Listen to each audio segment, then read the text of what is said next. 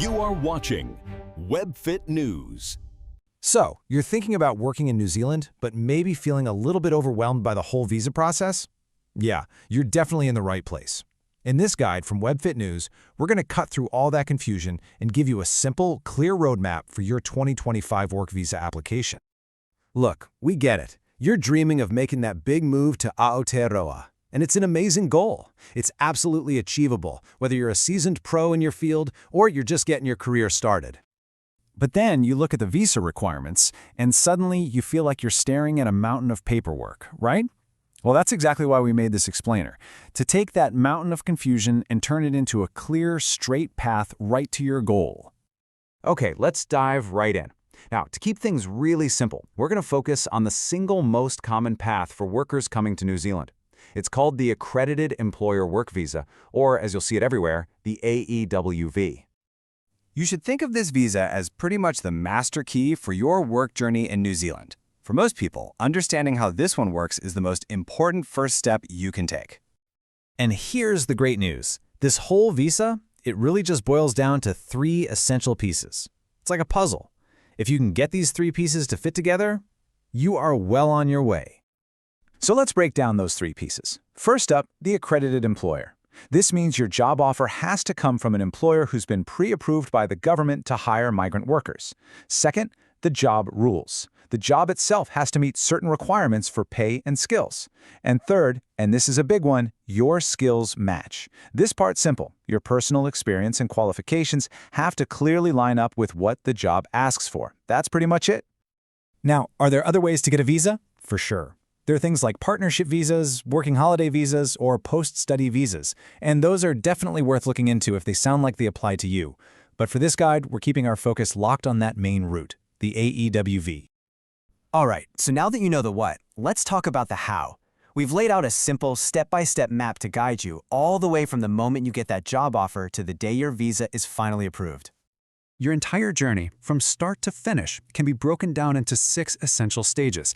Think of this as your master checklist. Okay, here's the whole process at a glance. Step 1, you land that job offer. Step 2, your employer does what's called a job check with immigration. Step 3, you get all your personal documents ready. Step 4, you submit your application online. Step 5 is, well, it's the waiting game. And Step 6 is the best part, getting your visa approval. Okay, let's zoom in a little on Step 3, because it's a really big one. Preparing your documents. What exactly are you going to need? Here's your core document checklist. You're going to need your passport and a photo, of course.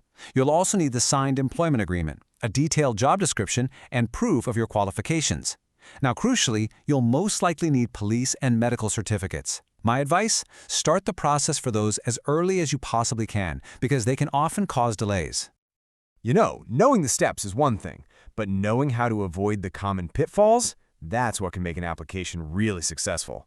So this section is all about navigating those potential problems before they even happen. So, what are the small mistakes that can cause some major delays? Let's take a look at the most common issues that seem to trip people up. Let's run through these because they're important.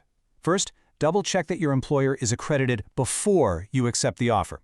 Simple things like blurry scans or missing documents are a super frequent problem. Make sure your job title correctly reflects your skills, because they do check this against official standards. And please, check your passport's expiry date. A final pro tip: if Immigration New Zealand emails you for more info, make replying your absolute top priority. Okay, enough about what can go wrong.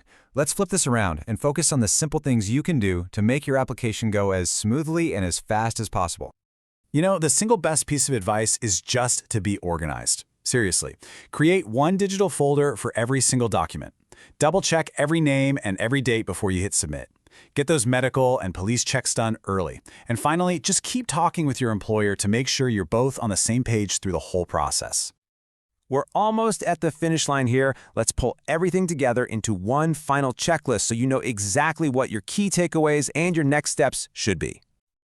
If you only remember one thing from this whole guide, please make it this. The applications that get processed the fastest are always the ones that are organized, clear, and complete.